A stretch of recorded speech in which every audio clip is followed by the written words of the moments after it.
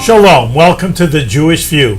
My name is Rabbi Nachman Simon with the Chabad House of Delmar, together with my co-host of Mark Ronich, who's jbiztechvalley.com and Statewide News. We have a very, very special guest with us, Mr. Lou Corsi, who's the Chief of Police of the town of Bethlehem. Welcome to the Jewish View, Mr. Corsi. Thank you for having me. Oh, it's a pleasure to have you on the show. It's been, I have a lot of questions I've been building up to want to ask you about. I hope they're not going to be too difficult. So, what is the state of the town in terms of crime, in terms of the safety and police, and what? Well, Bethlehem is generally a very safe community, but we're not immune from crime.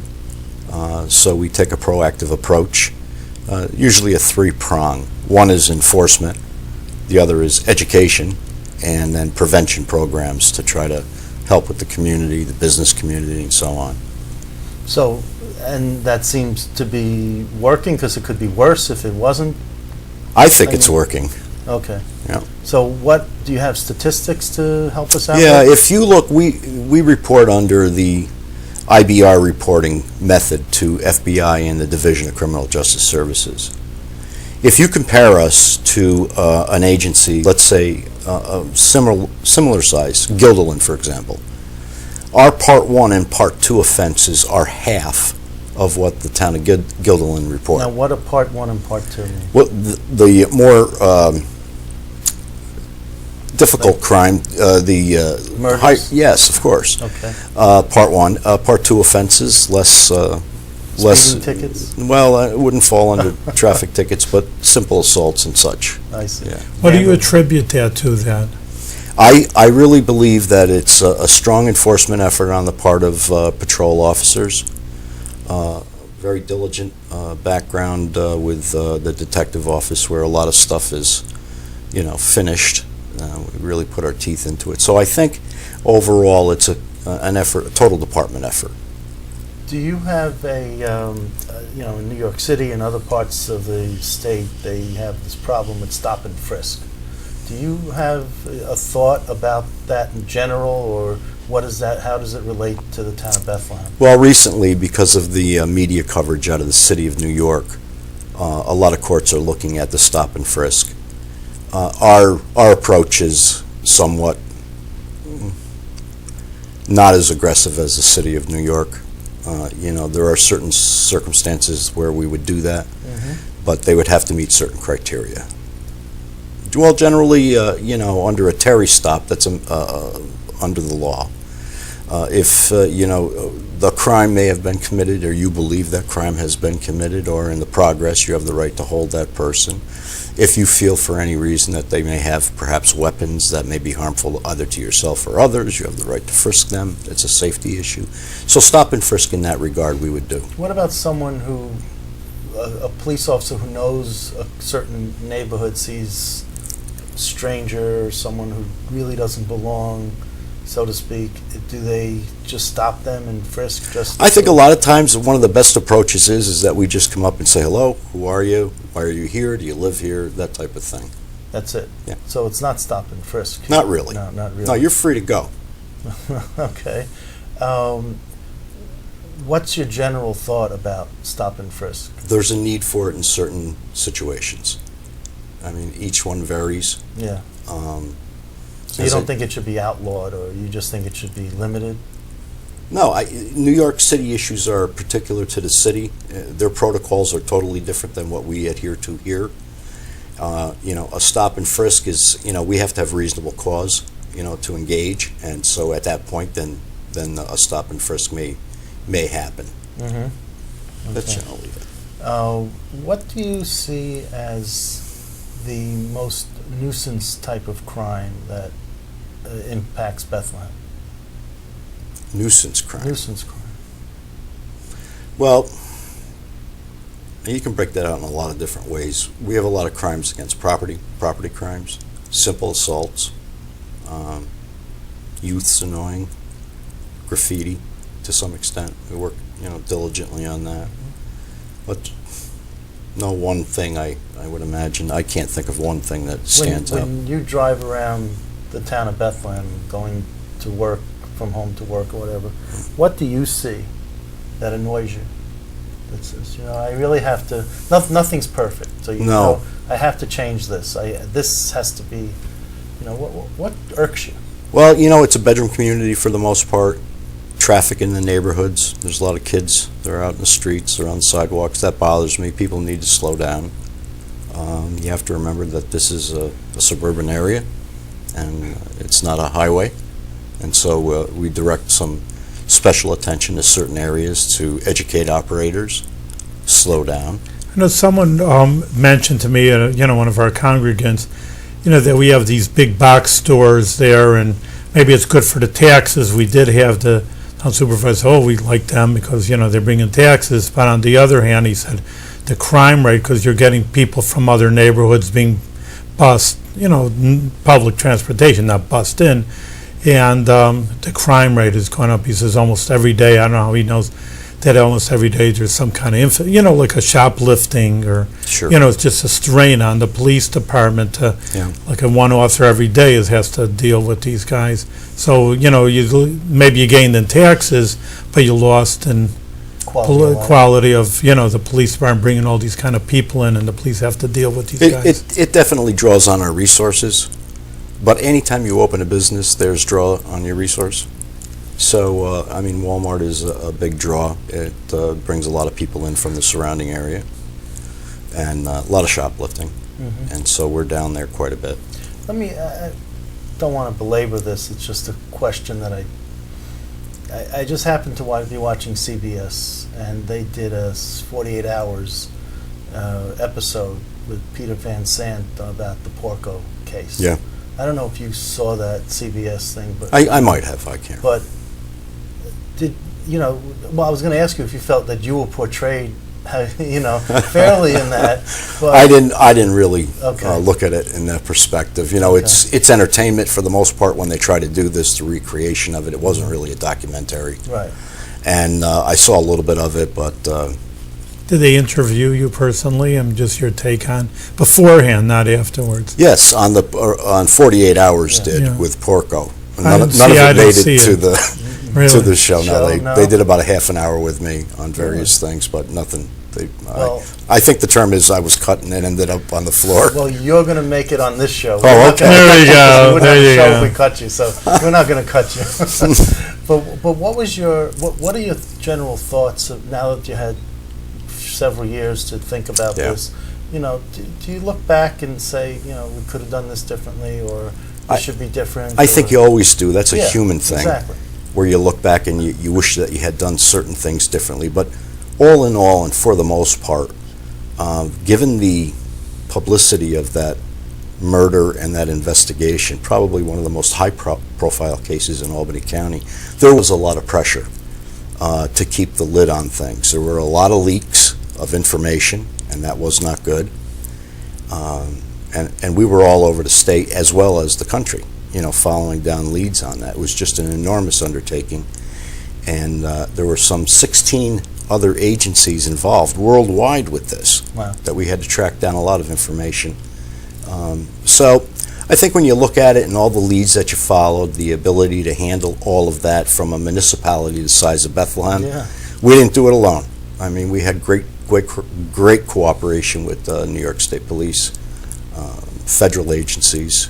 I remember reading that, though, people were editorializing and saying that Bethlehem police were over their heads. Because you say it's one of the biggest things, and, you don't have the biggest crime, thank God, here. So, obviously, the bottom line is, well, he's guilty. So, obviously, he did a good job. The bottom line is the bottom line. You got him guilty. If maybe non-guilty, everybody would have had your head over here, I'm sure. Maybe. But, Did you take offense when people said No. it was over your head? No. Did you find it a fair criticism? No, not at all. I know the capabilities of the Bethlehem Police Department. I would put that agency up against any other agency So in you the did state. take offense? No, not really. No. I didn't.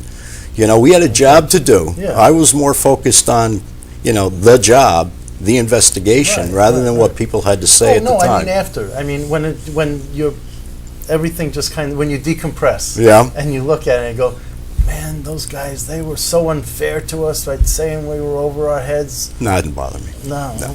Okay. How big is the police force? Right now, we're at 37 sworn, and with civilian staff, about 51. Uh-huh. But we've been reduced greatly over the last 3 or 4 years. And do you have slots that are open that you need to fill, like a deputy or something? Or? Well, I do. There's a deputy chief's position that's open, and I've had conversations with the town supervisor and the town board briefly about filling that, and we're in budget right now, so we'll see where that pans out. But you're pushing to get that Well, filled? I'm looking at the alternatives. I have some rank and file positions that need to be filled. I had a conversation with the supervisor early in the year saying that I wanted to defer the deputy chief's position until we backfill. Uh-huh.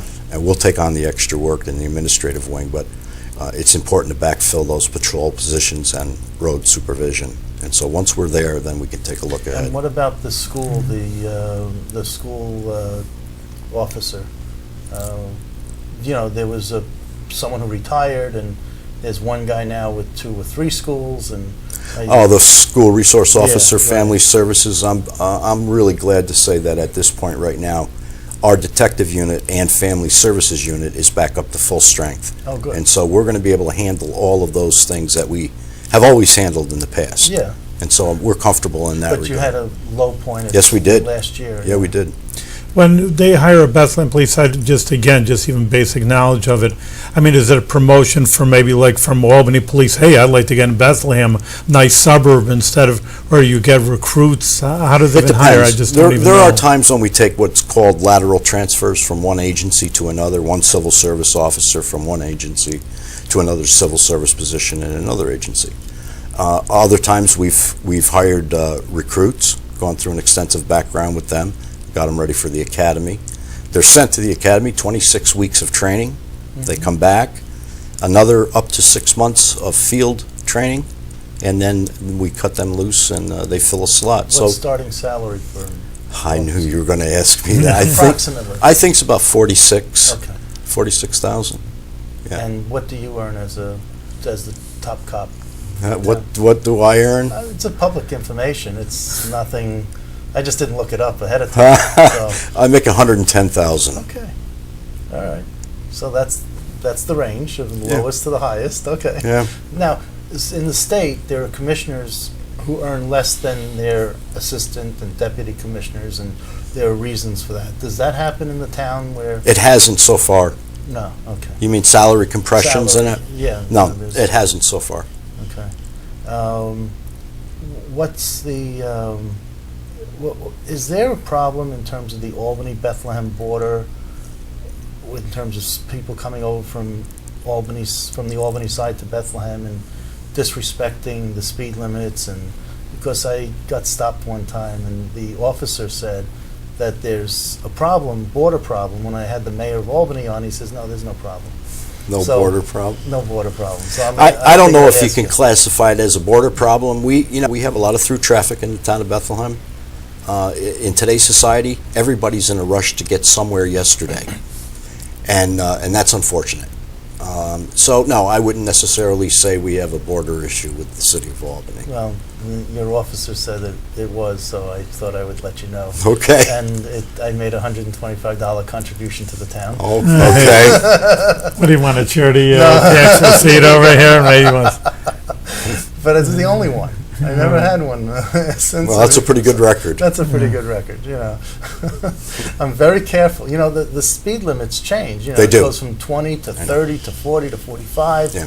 And without notice. I mean, sometimes Well, they do notice, but maybe you don't know. I mean, I've seen that. sometimes they You know, have they have speed 30. zone change, but not always, like on Kenwood and stuff. And so I just get, it takes me some time to get used to those speed limit changes. It seems to me that some of these roads are the same size and, but they seem to have different speed limits when it should be the same speed limit. And how do you determine the speed limit for a certain road? You look at different road systems. The state roads are dictated, those speed limits, by the state of New York. County roads and town roads can come under the jurisdiction of the town of Bethlehem, those that run within a town. And most town roads in the town of Bethlehem are at 30 miles an hour. Those are your secondary streets off of your main roads. Uh-huh. So for the most part, you'll see 40s that go into 30s, back Yeah. up to 45, Right. depending upon whether you're on a state highway, a county road, or a town road. Okay, so it's not, and there's no way of communicating with the state or county and say, let's make this uniform so we make this. No, we've always had discussions with Department of Transportation over speed when our people indicate that there's either an engineering problem or a speed problem in a certain area backed up by data, crash data. We'll make recommendations for reductions in speed. But shouldn't it be more uniform anyway? Like one road shouldn't have three different types of speed limits It on it? depends. Like if you look at Delaware Avenue going into the city of Albany, once you get by CVS, that speed limit drops. You have a school right there. Right. Then it picks up again, and then once you cross the bridge into Albany, It's you go 30s. back down again. So it's up and down all the way out past the high school. You know, we had we had town supervisors, I think we have once a year, and they were just growing that it was so good, the roundabouts, Oh, yeah. you know, because it was good. And then again, someone told me, that's why I'm bringing it up, said, oh yeah, but it's dangerous because there's a lot more crashes, traffic accidents with roundabouts more than a normal traffic Is light. that a perception or is that a Well, reality? there's an educational component to Right. roundabouts. And what I can tell you right now is the statistics and the data show that those T-bone crashes at intersections, I mean, they can take a toll. I mean, there's consequences of a fatality. The roundabouts bring them down to small fender benders and keep traffic moving. I see it more with two-lane roundabouts where you have some confusion. Single-lane roundabouts aren't as bad. But it is another thing, as I said earlier. Take your time with where you're going. You can't drive at 45 miles an hour and hit that roundabout and go around at 45 miles an hour. Some common sense has to play. But for the most part, I've seen some crazies go through the Oh, I know. roundabouts. Oh, I know. gosh. They're used all over the country. They're a calming effect in traffic. They're supposed to slow traffic. And, you yield. Once you're in the roundabout, those vehicles entering that roundabout should yield to you while you're in there. And then you just proceed accordingly. But I'm in favor of them. I like them. I like the way they manage traffic.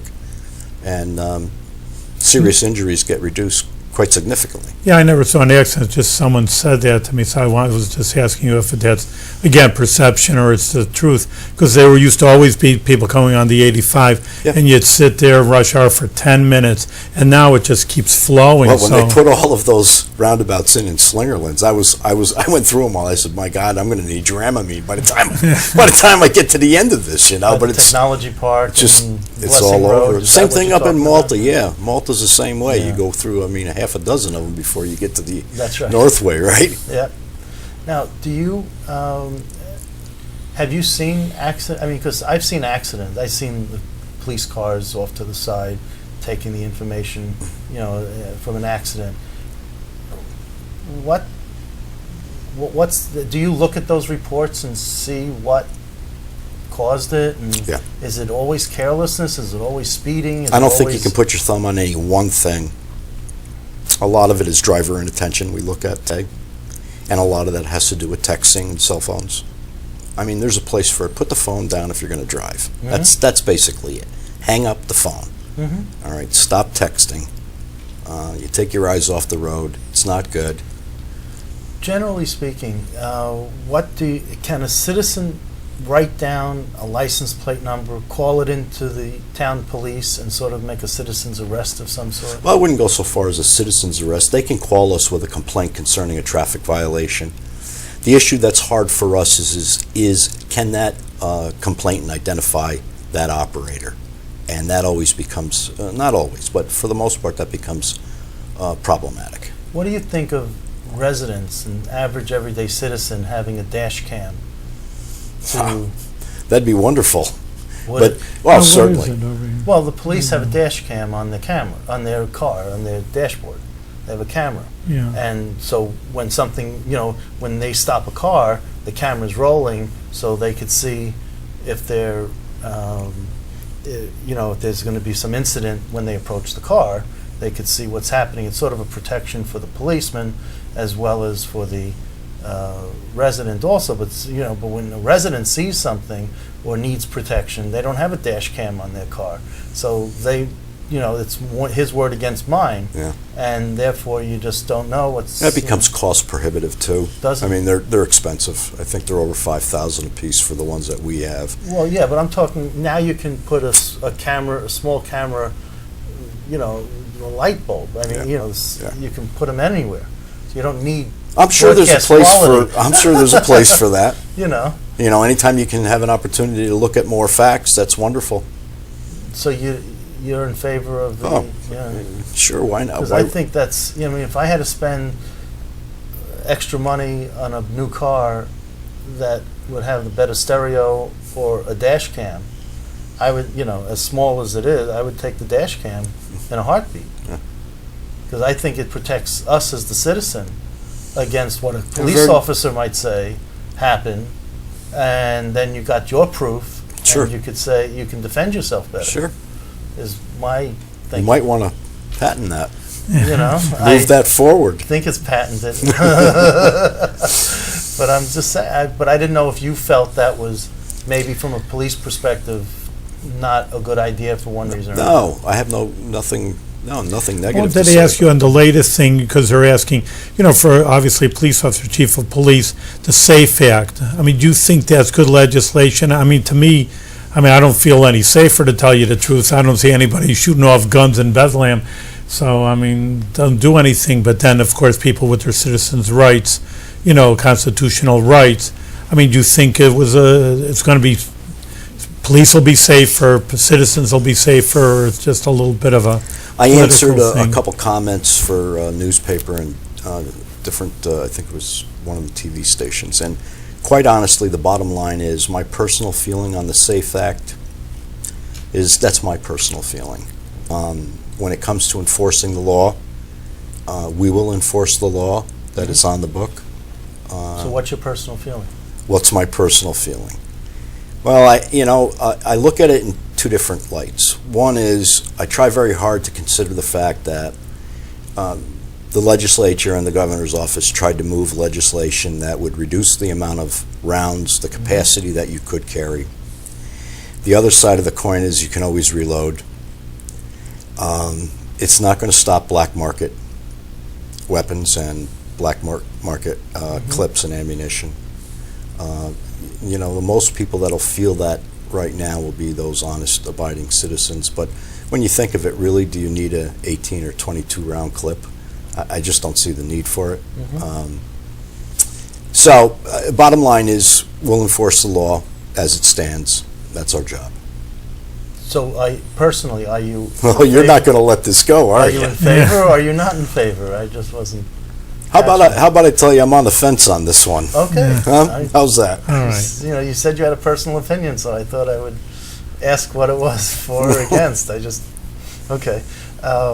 2 more minutes over here. 2 more minutes. Yeah. Oh, how did you get into wanting to be a police officer? Oh, boy. When I was a kid, that's all I dreamed about doing. Play cops and robbers? What'd you say? I did it all. And, I had some role models that were troopers, and very influential in my life. And that's it. I just followed that career path, and here I am today, 34 years later. What were you were you a road patrol officer? Or before you were I've held chief? almost every rank in the Bethlehem Police Department, yeah. I was a patrol officer. When did you start? I came here to Bethlehem in 1985, but I started my career in 1979 with the town of Queens.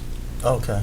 So And I worked for the Sheriff's Department in Albany County for 4 years and then came here. Oh, so you were really... I've been around a little.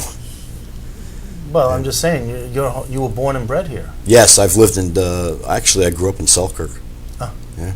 Okay. And you still in Selkirk? No, I live here in Delmar. In Delmar. Yeah. Good. Mark, it was a very interesting thing. Mark Ronitz, thank Corsi, the chief of police. Now we feel a little bit more safer, that we know we're in good hands over here. Thank you very much for being Thanks able for to do having it. me with me.